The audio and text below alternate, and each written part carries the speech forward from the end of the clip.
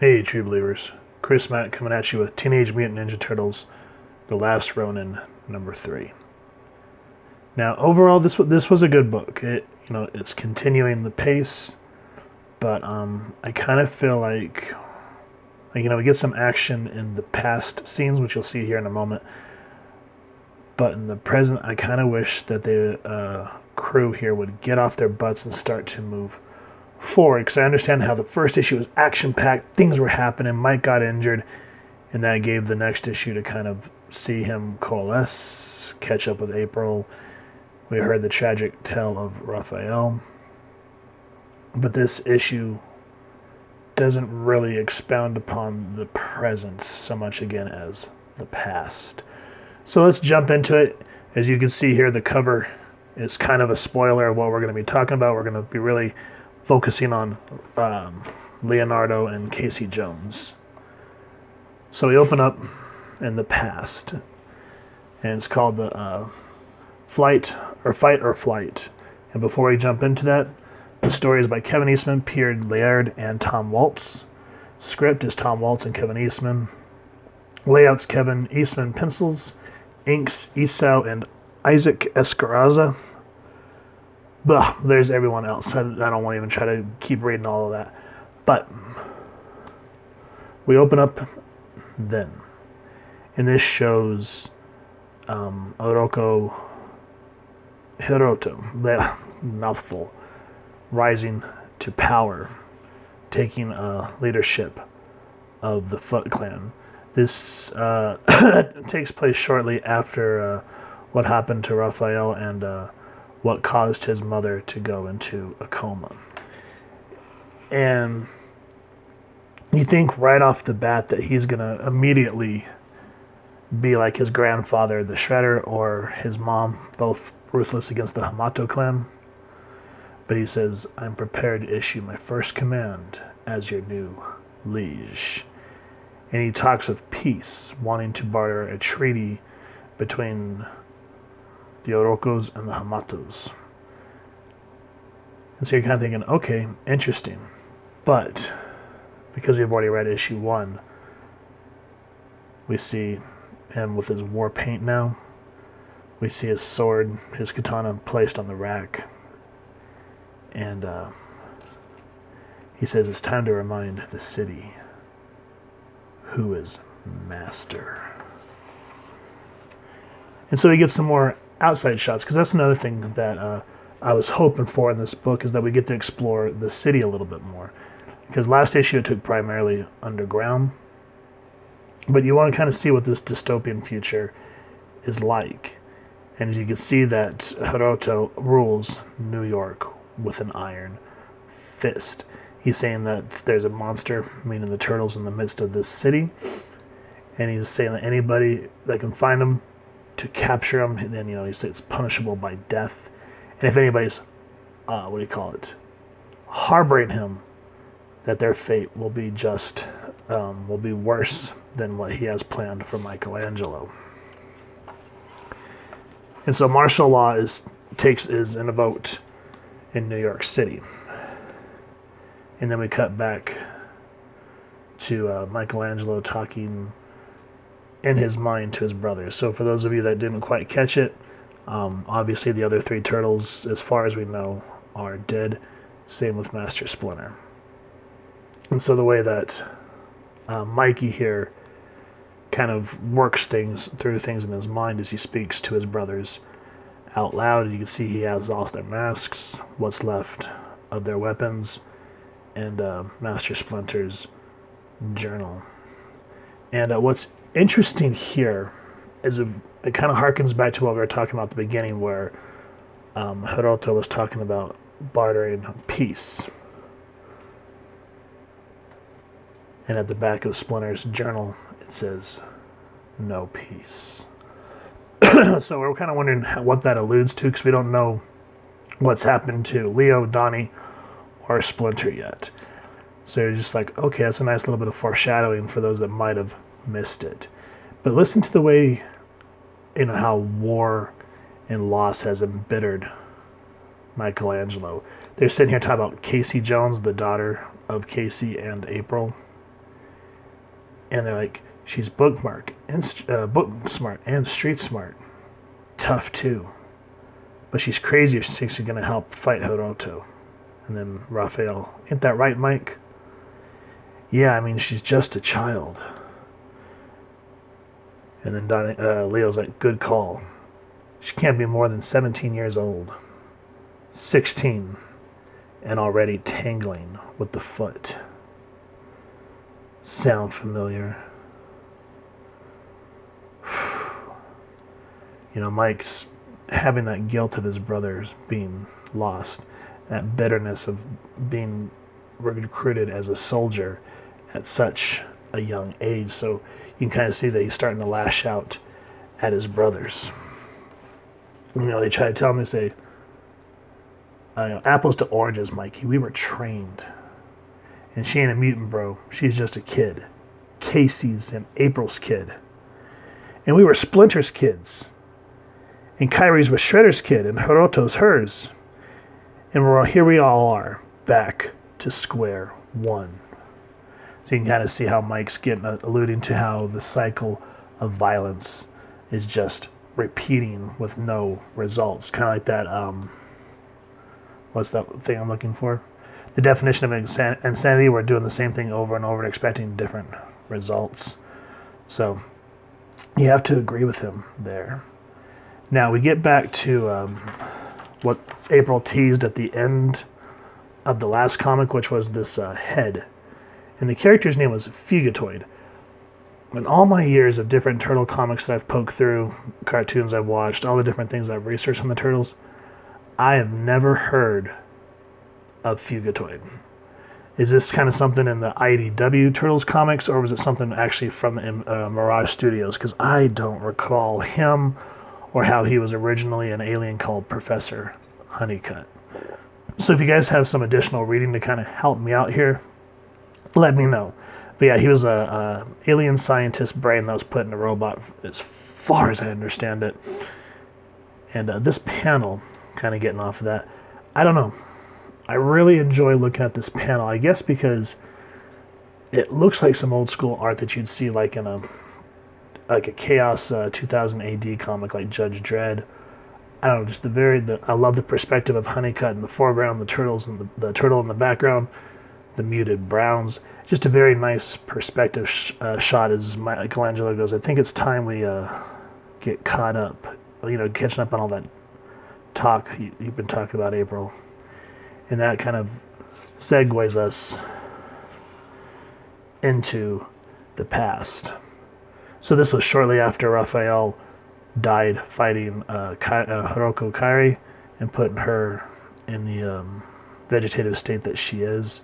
You can kind of see that the turtles have become a little more battle hardened. They're kind of wearing samurai armor now. And what's happening is Professor Honeycutt has set up a flying device so that Donatello and Master Splinter can go to Japan and talk of these peace talks with the Hamato clan. And Mikey and Leo are on edge about it. Leo's like, do you really think this is legit, Hiroto's parlay? And then Michelangelo, I don't. He's an Oroko. They all lie. And you can kind of see Splinter has his marks from the last book too, because he was near death, which is what caused Raph to go on a rampage. And you can kind of see what the war has done to Splinter's face. He goes, maybe the time has come at last to finally close the book on this feud. He even says, we can only hope his intentions are pure, my sons, but we will not let our guard down either. So Donnie and Splinter leave. And of course, you'd think, okay, well, maybe all this can finally come to pass and everyone can live in peace. But as the ship takes off, we see a text box saying they're leaving. Ready, the strike team. So here enter Baxter Stockman, which, again, it's been a while. But from the cartoon, I remember Baxter Stockman became a fly. Now, in the original comics, did he ever mutate or did he stay as a human? I don't remember that far down the line. So that was the only thing that kind of tripped me out here because I'm used to seeing him as a human fly. So let me know. That part to me was just a little out. But he's after Professor Honeycutt. And so, before, before anyone can, take a breath of a sigh of relief here, all hell breaks loose. And of course, Leo taking the point, getting everybody to safety, ready to take up arms and do what he can because that's the type of person Leonardo is. And here's where all the action happens. You see the Foot Clan smashing through their compound. You can kind of see that Leo was unprepared for this moment. He was kind of hoping that things would have coalesced just a little bit, but that ain't gonna happen. And then we see Casey Jones. They're getting ready to try to put everybody in the safe room because the clan is being more, what's the word I'm looking for, aggressive than they thought that would be capable of. And while this is happening, just great action, the cacophony of it. And it's just very much welcome sight to see Casey Jones. But you can see that his regular ways of attacking things with his trick golf bag, it has no effect on these new foot soldiers that are robot compared to how the Foot was originally human. And I do like that they do kind of harken back to the first movie where he goes, the class is Pain 101. And your instructor is, before you can say Casey Jones, you see Leo screaming out for him. And then again, you see all these floating mousers coming out of the truck. So you kind of start to see how the stakes increasingly rise. And everyone's doing their best to try to take these SOBs out. And you kind of see this last stand. And Leo, that's something you don't see every day. And so he says, we'll stall these things as long as we can. You get everyone clear, then get word to Donnie and Sensei. And see, that's what I always loved about the Turtles. And even Casey Jones, who's not a mutant, he can run with the best of them. And he's loyal to the end to his wife, to his friends.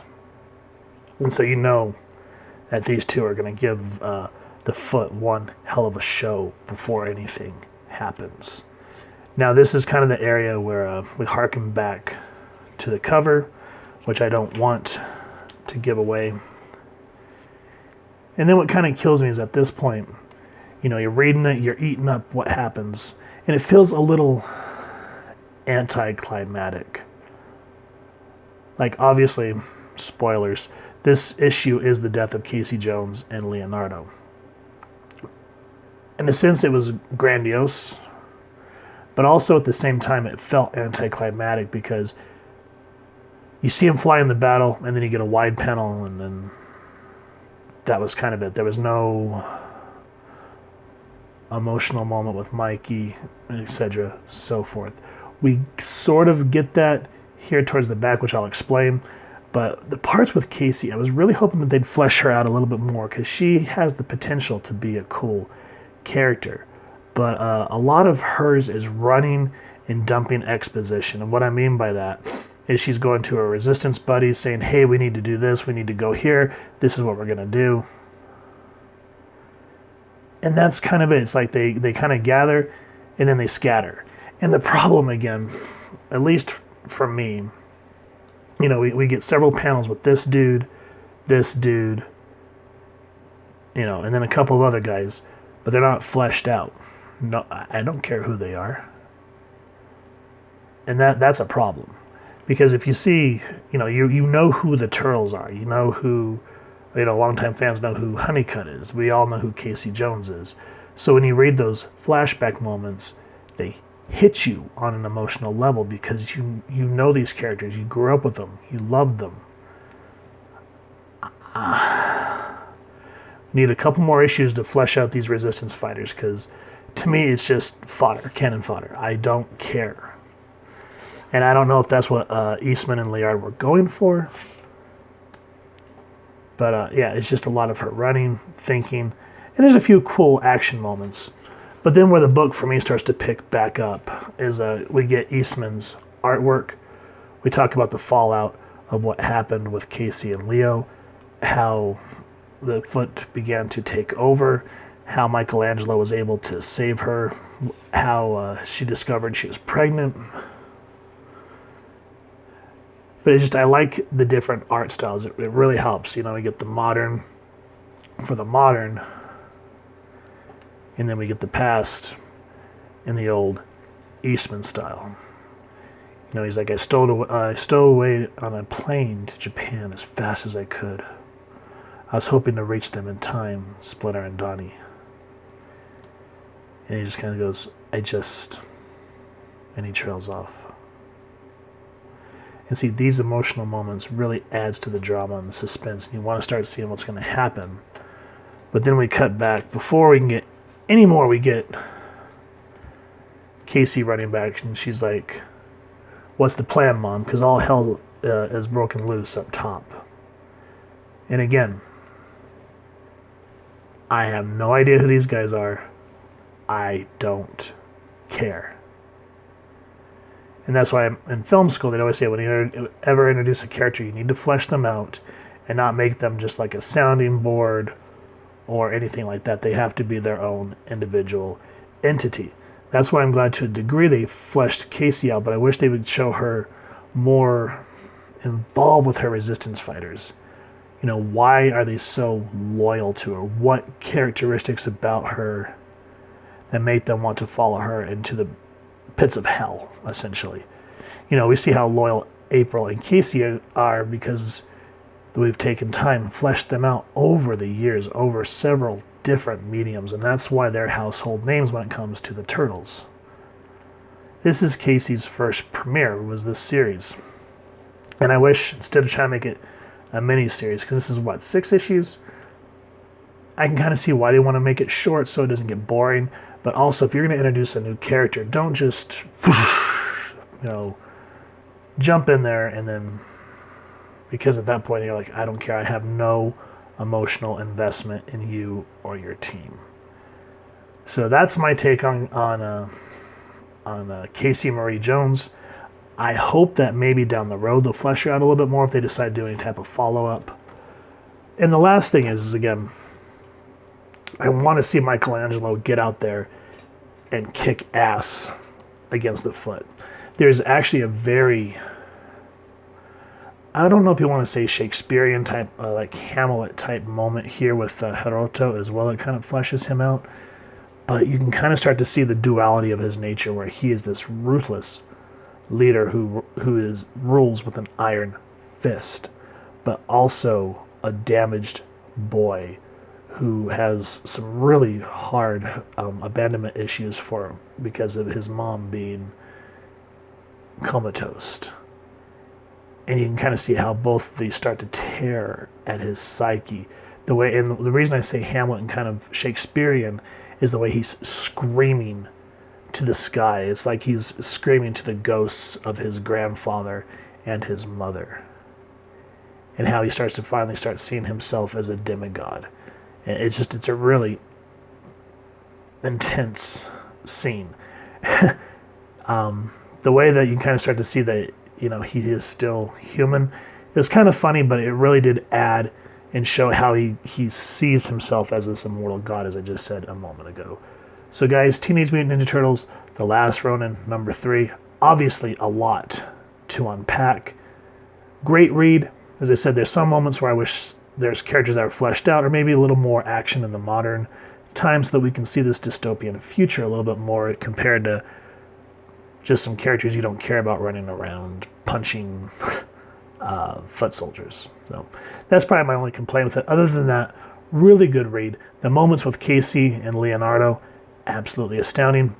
Flashback with April and Michelangelo, equally amazing as well. So if you've enjoyed this comic book, please first and foremost support your local comic shop and grab a copy. If you've enjoyed this review, we really would appreciate it if you take a moment to hit like, share, and subscribe. Helps the club channel more than you could possibly know. And if you wouldn't mind hitting that hero and a half shell bell next to subscribe, we really would appreciate it. That way you guys get notified when we upload new content. You can come to the page, and we love talking with y'all and hearing your feedback and just yakking with y'all down in the comments below or our social media pages, which I'll make sure to leave the links down in the description. So with all that said, thank you so much for stopping by. Hope y'all continue to have an absolutely amazing day reading, and happy hunting, true believers.